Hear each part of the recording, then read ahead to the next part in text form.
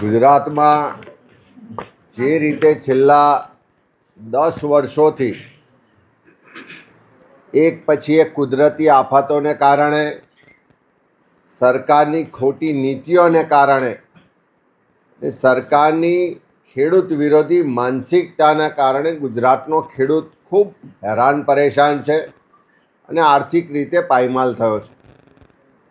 ક્યારેક વાવાઝોડું આવે, ક્યારેક અતિવૃષ્ટિ થાય, ક્યાંક પૂરની પરિસ્થિતિ આવે અને ક્યારેક કમોસમી વરસાદ થાય.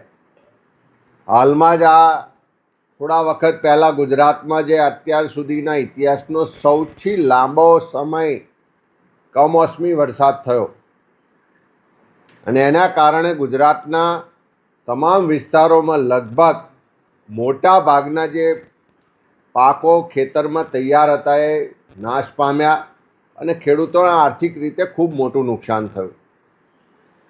ખેડૂતો સરકાર પાસે જ્યારે અપેક્ષા રાખતા હતા કે આવા તકલીફના વખતમાં સરકાર મદદમાં આવશે, ખેડૂતોની વારે થશે અને ખેડૂતોને આ મુશ્કેલીમાંથી ઉગાડશે, સરકારે ખૂબ ઢોલ પીટી અને જાહેરાતો પણ કરી કે અમે ખેડૂતોના ખેતરમાં જઈશું, સાચી પરિસ્થિતિનો અભ્યાસ કરીશું ને ખેડૂતોને મદદ કરીશું.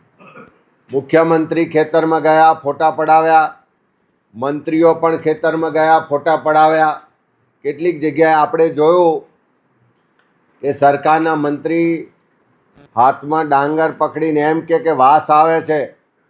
ક્યાંક કોઈક મંત્રી ઘોડે સવારી કરવા જતા હોય એમ લાંબા હોલ શૂઝ પહેરીને જાય.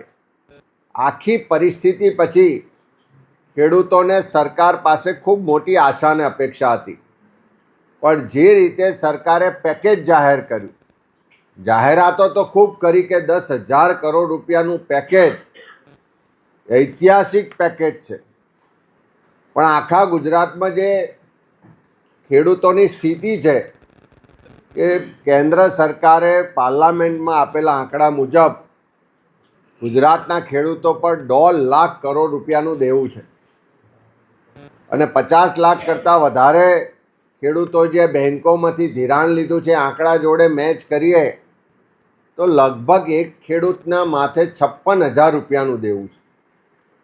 આ દેવું કેવી રીતે ભરાશે એની ખેડૂતોમાં ચિંતા છે. બીજી બાજુ સરકારે જ જાહેરાત કરી કે 42 લાખ હેક્ટર વિસ્તારમાં જે તૈયાર પાક હતો, ખેતી હતી, એ નષ્ટ પામી અને 10,000 કરોડનું પેકેજની જાહેરાત કરી. એ આંકડાઓ અને હકીકતો જોઈએ તો એક ખેડૂતને આ પેકેજમાંથી ફક્ત વીઘાએ 3,035 રૂપિયાની સહાય મળવાની. આપણે અનેક કૃષિ તજજ્ઞો દ્વારા જે આંકડા આપ્યા, અભ્યાસ કર્યો કે મગફળીનું ઉત્પાદન હોય, કપાસ હોય કે બીજા અન્ય પાકો છે, એક વીઘે જે ખર્ચ થાય છે, જે મજૂરી, ખાતર, બિયારણ, પાણી, વીજળી, એનો ખર્ચ જ 17,000 રૂપિયા જેટલો થાય. એના ઉત્પાદનની જે બજારમાં ઉપજ ગણીએ અને બાકીની વ્યવસ્થાઓ ગણીએ તો લગભગ એક વીઘે 50,000 રૂપિયાની આવક થશે એવી ખેડૂતોને આશા હતી ને એ પ્રમાણેની મહેનત હતી, પણ સંપૂર્ણ પાક નાશ પામ્યો. એટલે 50,000ના એક વીઘાના નુકસાન સામે આ સરકાર જેને ઐતિહાસિક પેકેજ કહે છે 10,000 કરોડનું, પણ આ કોઈ પેકેજ નહીં પણ પડીકું છે. એ પડીકામાંથી એક ખેડૂતને એક વીઘે ફક્ત 3,500ની સહાય મળવાની. એટલે 50,000નું નુકસાન અને સહાય મળવાની 3,500 રૂપિયાની. તો ખેડૂત આત્મહત્યા ના કરે તો ક્યાં જાય?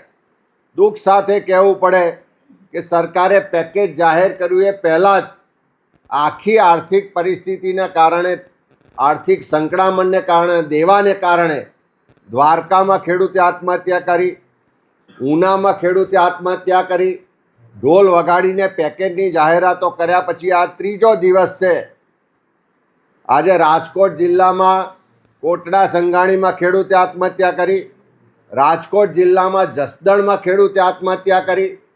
એટલે મારે મુખ્યમંત્રીને, દેશના વડાપ્રધાનને કહેવું છે કે કેટલા ખેડૂતોનો ભોગ લેશો?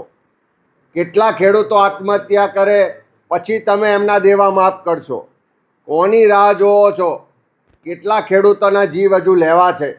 આખા ગુજરાતના ખેડૂતોની એક જ માગણી છે જે કોંગ્રેસે વારંવાર ઉઠાવી છે કે આ આર્થિક પરિસ્થિતિ જે તંગી છે, આર્થિક સંકળામણને ખેડૂતો દેવામાં છે, એને જો મદદ કરવી હોય, રાહત આપવી હોય, એને આત્મહત્યા કરતાં અટકાવવા હોય તો એકમાત્ર વિકલ્પ છે કે ગુજરાતના ખેડૂતોના સંપૂર્ણ દેવા માફ કરો. જ્યાં સુધી ગુજરાતના ખેડૂતોને સંપૂર્ણ દેવા માફ નહીં થાય ત્યાં સુધી આત્મહત્યાનો દોર અટકવાનો નથી. અને દુઃખ સાથે કહેવું પડે છે કે એક ખેડૂત આત્મહત્યા કરે છે એની જવાબદારી આ રાજ્યની સરકારની છે, આ કેન્દ્રની સરકારની છે. ત્યારે વધારે ખેડૂતોના મરવાની રાહ ના જો, વધારે ખેડૂતોનો ભોગ ના લો અને આ જગતના તાતને મદદ કરવા માટે આગળ આવો. અને ફરી અમે માગણી કરીએ છીએ કે ગુજરાતના ખેડૂતોને સંપૂર્ણ દેવા માફ કરો.